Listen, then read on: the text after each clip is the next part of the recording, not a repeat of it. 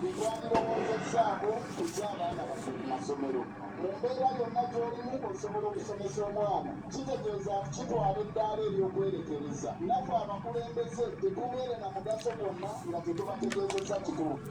mu mbeera y'emu mu Reverend Eliya Kisetu Sengenda asinzidde wano n'avumirira ate ekyabaami abenyigidde ennyo mu kuwasa abakyala abangi tekyo si kirungi naddala nga tebalina busobozi.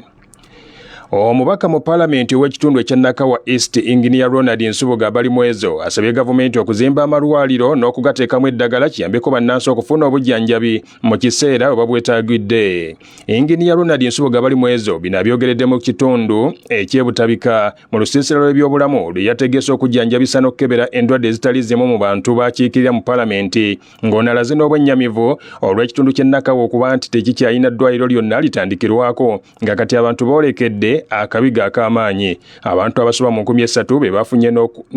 n'okkeberebwa endwadde ku bwereere mu ggombolola y'e Nakawa mu bitundu by'ebutabika mu lusiisira lw'ebyobulamu olwategekeddwa omubaka w'ekitundu ekyo Ronald Balimwezo. Omubaka yasinzidde wano n'alaga obwennyamivu olw'eggombolola y'e Nakawa etakyalina ddwaliro obakyala mwe bayinza kuzaalira ssaako okujjanjaba endwadde ezitandikirwako ng'onagamba nti n'amalwaliro agaliwo temuli ddagala nga n'abasawo bennyini bakola lwa butaagaane olw'omusaala omutono gubasasulwa.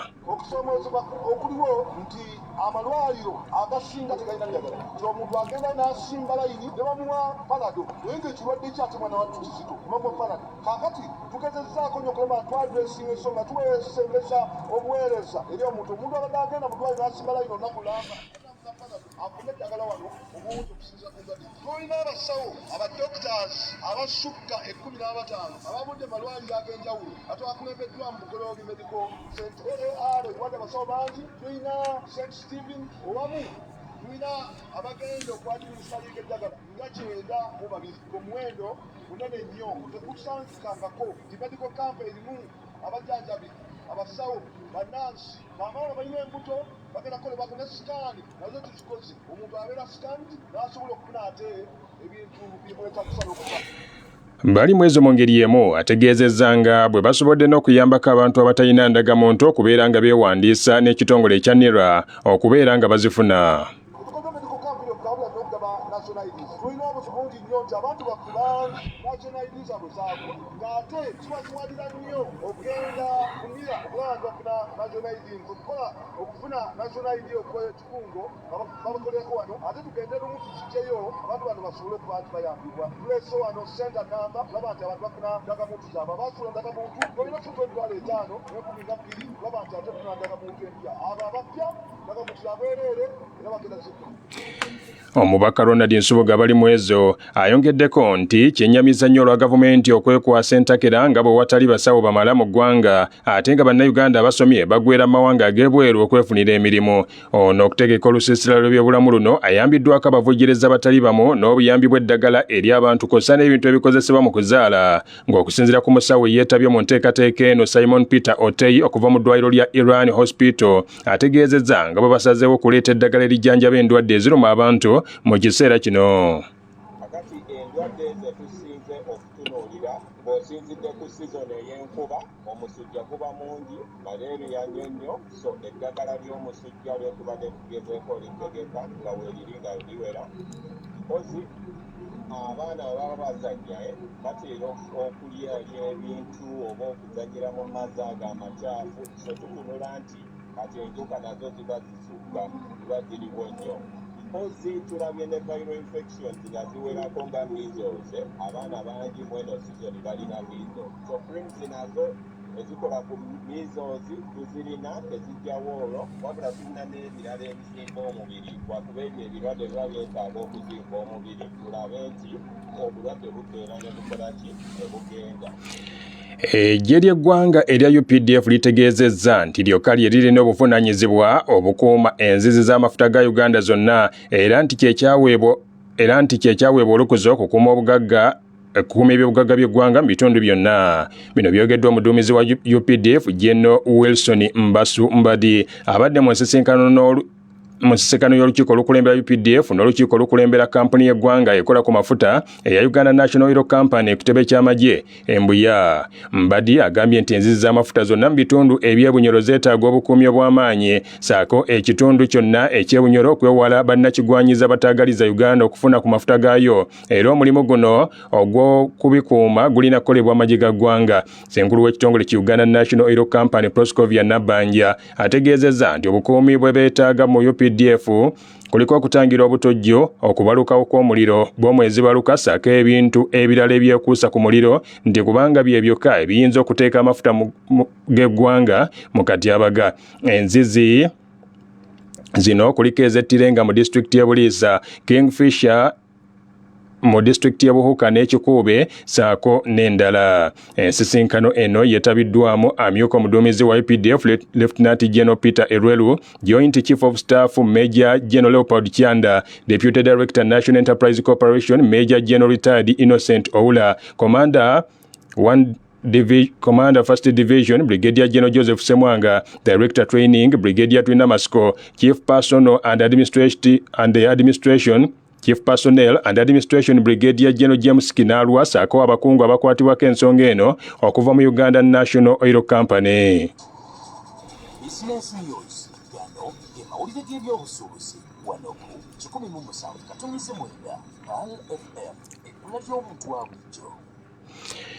Abalunda enjuki mu district ya Amudat ekiseera kino batadde akaseko ku matama bagamba nti embeera egenda ekyukamu oluvannyuma lw'okwongera okusomesebwa okulunda enjuki kuno mu ngeri ennungi era nga mu ngeri eno bagamba nti n'omubisi gweyongedde saako okumanya engeri gye balina okunoonyamu akatale ekintu ekibanguyiriza omulimu gwabwe. Abalunzi b'enjuki bano bagamba nti enkola eno esobodde okubayamba bwe bukodyo saako n'obumanyirivu bwe basobodde okufuna okuva mu programs ez'enjawulo ze bazze batendekebwamu okulunda enjuki era nga n'ezisinga zibadde zitunulidde enkola eno omuli okukozesa emizinga egiri ku mulembe, okufaayo ennyo eri obulunzi bw'enjuki buno, okulaba butebe basobola okuwakula omubisi obulungi, okuguyisa mu kakuŋŋunta obulungi saako n'okulaba nga guterekebwa mu ngeri esaanidde. Enteekateeka eno ezeewagirwa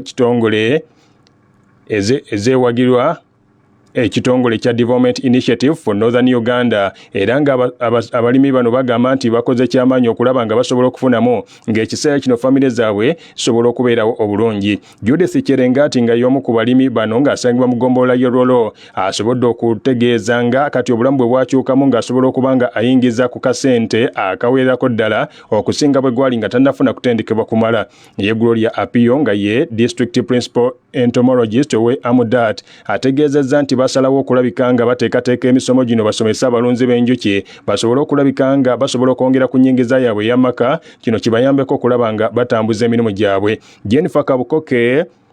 Deputy Director wa United Nations Capital Fund era nga bebamu ku baavugirira enteekateeka eno atendereza nnyo abantu bano okufaayo okulaba nga basobola okutuukiriza ekibasuubirwamu olwo nno obulunzi ne butambula bulungi n'okulabira ddala nti embeera y'obulamu bwabwe kati esobodde okukyuka. Bino by'emizannyo omugoocha ag'essaawa eno.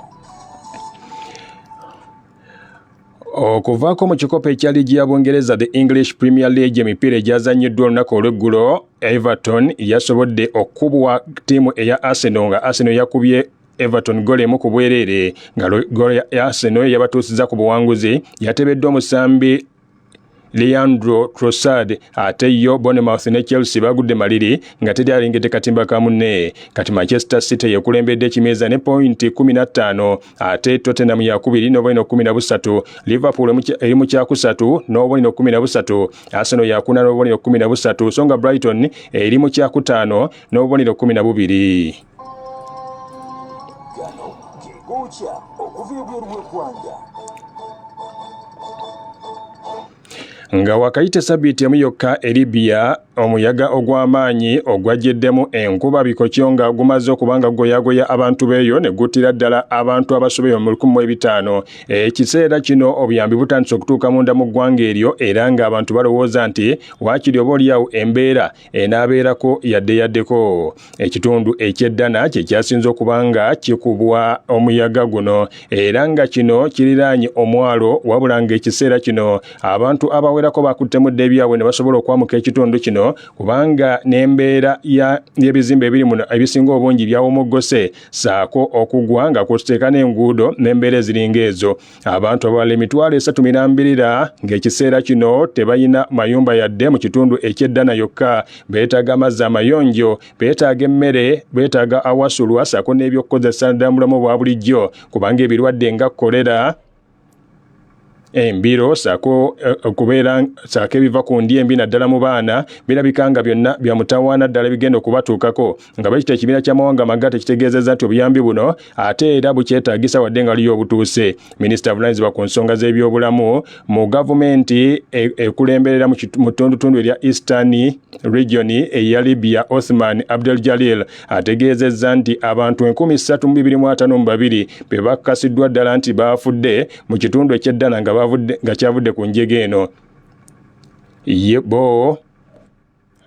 Bo ab'ekibiina ky'amawanga amagatte boogedde abantu 11300 wakati mu nteekateeka eno era nga n'ekitongole kya Libya Red Crescent nakyo kikola butaweera okulaba nga kisobola okubanga kivaayo ku mbeera eno. Omuwendo guno ogw'abantu abaafudde okuva mu gavumenti eya Eastern Region saako n'okuva mu United Nations gutabudde abantu nga Eastern Region egamba 3252 ate United Nations egamba 1,100 egamba 1,300 wabula nga bo aba Red Crescent aba Libya ekino bakivuddemu nga bagamba nti omuwendo omutuufu nabo bakyaguyina ogwabwe wabula ate gwawukanya ddala ku gy'abaana babiri wadde nga nagyo oba oliawo tegikwataganye.